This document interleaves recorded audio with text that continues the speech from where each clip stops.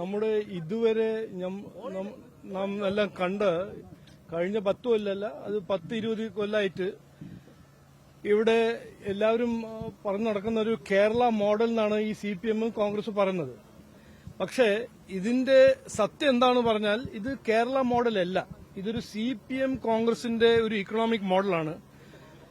ഇവിടെ കർഷകരാണോ, മത്സ്യത്തൊഴിലാളിയാണോ, മലയോര മേഖലയിലാണോ, പിന്നെ കുടിയേറ്റ കർഷകരാണോ, ഈ ഫാർമിംഗും അഗ്രികൾച്ചർ ഈ രണ്ട് പാർട്ടിയും, അത് LDF ആണോ UDF ആണോ, അവർക്കൊരു പ്രധാനപ്പെട്ട ഒരു പ്രയോറിറ്റി അല്ല. അവർക്ക് ഏറ്റവും വേണ്ടത് റിയൽ എസ്റ്റേറ്റ്, കോൺട്രാക്ടേഴ്സ്.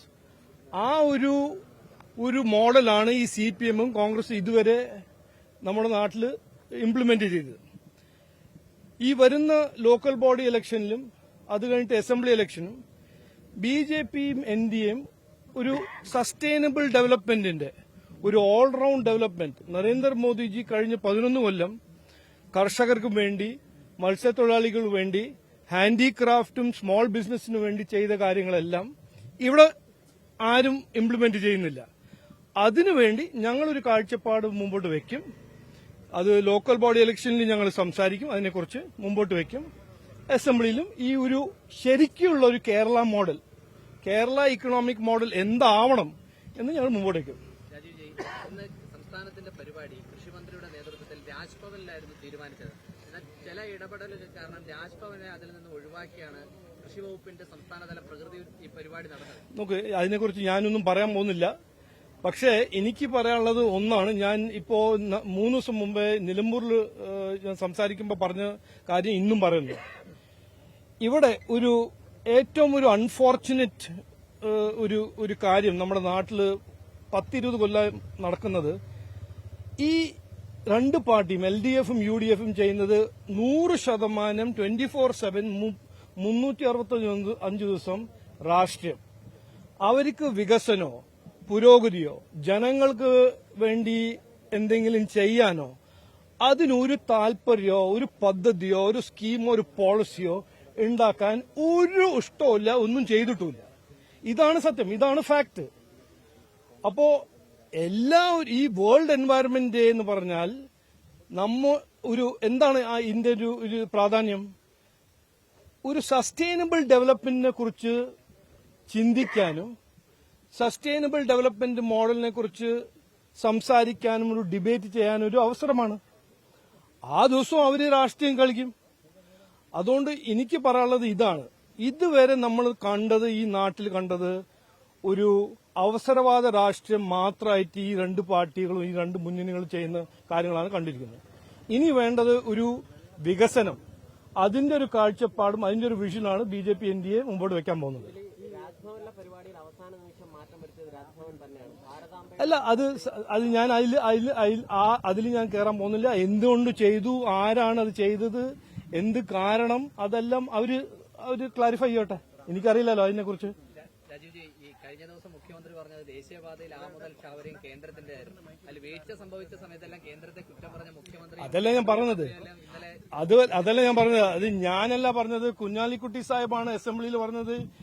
മരുമകൻ ഇങ്ങനെ പോയി നടന്നു ഓടിയിട്ട് ആകെ ഉണ്ടാകെ ഈ നാട്ടിലൊരു ഡെവലപ്മെന്റ്, ഒരു നാഷണൽ ഹൈവേ ആണ്. അതും ചെയ്തത് നരേന്ദ്രമോദിജിയാണ്, നിതിൻ ഗഡ്കരിജിയാണ്. അത് ക്രെഡിറ്റ് എടുക്കുന്ന സമയത്ത് അത് ഞങ്ങളുടെ പ്രോജക്റ്റാണെന്ന് പറഞ്ഞത് LDF നടക്കുന്നു. അങ്ങനെ എന്തെങ്കിലും ഒരു കോൺട്രാക്ടർ തെറ്റ് ചെയ്യുമ്പോൾ അത് ഞങ്ങളല്ല, അത് NHA ആണ് ചെയ്തത്. അതാണ് അവരുടെ ഒരു അവസരവാദ രാഷ്ട്രീയം. അവർക്ക് വികസനത്തെക്കുറിച്ച് 10 കൊല്ലം അവരെന്തെങ്കിലും ചെയ്തിട്ടുണ്ടോ ചോദിച്ചു നോക്കൂ. എന്താണ് ചെയ്തത്? ഒരു ഒറ്റ പദ്ധതി അല്ലെങ്കിൽ ഒരു ഒറ്റ അടിസ്ഥാന സൗകര്യം അവരുണ്ടാക്കിയിട്ടുണ്ടോ ചോദിക്കൂ. ചെയ്തിട്ടില്ല. അതാണ് സത്യം, അതാണ് ട്രൂത്ത്. ഈ നിലമ്പൂര് കുറച്ചുകൂടെ ചിത്രം വ്യക്തമാവുകയാണ്. കാരണം മൂന്ന് മുന്നണികൾക്ക് കുറെ അന്നൂറൊക്കെ മത്സരരംഗത്തുണ്ട്. വാശിയേറിയ മത്സരത്തിലേക്ക് പോവുകയാണ്. BJPയുടെ ഇപ്പോഴത്തെ കഴിഞ്ഞ വർഷത്തെക്കാൾ കുറച്ചുകൂടി നില എങ്ങനെയാണ്? നോക്കൂ, നിലമ്പൂർ വളരെ ഒരു വ്യക്തമായ ഒരു തെരഞ്ഞെടുപ്പാണ്.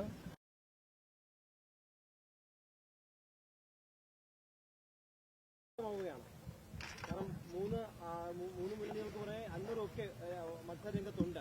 വാശിയേറിയ മത്സരത്തിലേക്ക് പോവുകയാണ്. ബിജെപിയുടെ ഇപ്പോഴത്തെ കഴിഞ്ഞ വർഷത്തെക്കാൾ കുറച്ചുകൂടി നില എങ്ങനെയാണ് ഇപ്പോഴത്തെ? നോക്കൂ, നിലമ്പൂർ വളരെ ഒരു വ്യക്തമായ ഒരു തെരഞ്ഞെടുപ്പാണ്. ആദ്യം ഞാൻ പറഞ്ഞു, ഇന്നും പറയുന്നു, ഒരു അനാവശ്യമായ തെരഞ്ഞെടുപ്പാണ്. അത് തെരഞ്ഞെടുപ്പിന്റെ ഒരു കാരണമായിട്ടാണ് PV അൻവർ അദ്ദേഹം തന്നെ മത്സരിക്കുന്നു.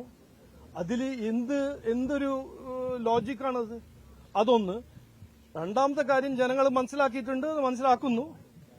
ഇത് ഈ അവിടെ ഒരു മത്സരം, ഈ തെരഞ്ഞെടുപ്പ് എന്ന് പറഞ്ഞാൽ 4 ഇന്ത്യ മുന്നണിയുണ്ട് കാൻഡിഡേറ്റ്.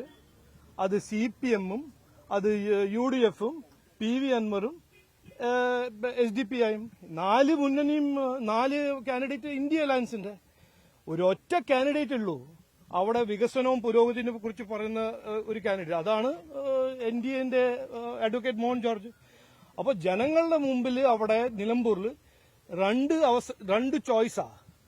ഒരു ചോയ്സ് എന്ന് പറഞ്ഞാൽ ഈ ഇന്ത്യ അലയൻസിന്റെ രാഷ്ട്രീയം, ഇന്ത്യ അലയൻസ് വികസന വിരുദ്ധ അവരുടെ ഒരു രാഷ്ട്രീയം.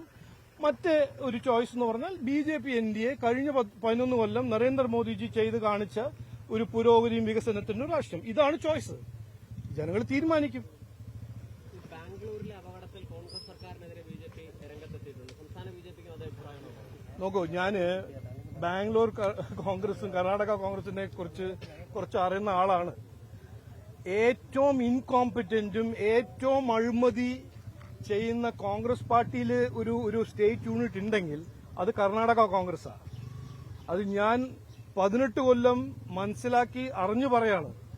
അവിടെ ജനങ്ങളുടെ ജീവിതമോ ജനങ്ങൾ മരിക്കുന്നോ അതിനെക്കുറിച്ച് അവർക്ക് ഒരു ഫീലിംഗോ ഒരു കെയറിംഗ് ഇല്ല. അവർക്ക് അവിടെ കാശുണ്ടാക്കുക. DK ശിവകുമാർ, സിദ്ധരാമയ്യ, KJ ജോർജ് എന്ന് പറഞ്ഞ ഓരോരോ കോൺഗ്രസ് സ്റ്റോൾവേർഡ്സ് ഉണ്ട് അവിടെ. അവർക്ക് ഒരു ഒബ്ജക്റ്റീവും ഇല്ല, ഒരു ലക്ഷ്യവും ഇല്ല. കാശുണ്ടാക്കുക, അഴിമതി ചെയ്യുക, ജനങ്ങളെ ദുഃഖിക്കുക, ജനങ്ങളുടെ പ്രശ്നങ്ങൾ അതിനെ പരിഹരിക്കാണ്ട് അവരെ എക്സ്പ്ലോയിറ്റ് ചെയ്യുക. അതാണ് കോൺഗ്രസ്. കർണാടകയിലെ കോൺഗ്രസ് എന്ന് പറഞ്ഞാൽ അതാണ് അതിന്റെ ഒരു നറേറ്റീവ്, അതാണ് അതിന്റെ ഒരു സത്യം, അതിന്റെ ഒരു ഫാക്ട്. അപ്പോ ജനങ്ങൾ മരിച്ചു. അപ്പോ അവിടുത്തെ ഡെപ്യൂട്ടി ചീഫ് മിനിസ്റ്റർ പറഞ്ഞു, എല്ലാം ഞങ്ങൾ കോംപ്ലിമെന്റ് ചെയ്യുന്നു പോലീസിനെ കോംപ്ലിമെന്റ് ചെയ്യുന്നുണ്ട്. 11 നിരപരാധിയായ സാധാരണക്കാർ മരിക്കുമ്പോൾ. അതാണ് കോൺഗ്രസിന്റെ രാഷ്ട്രീയം.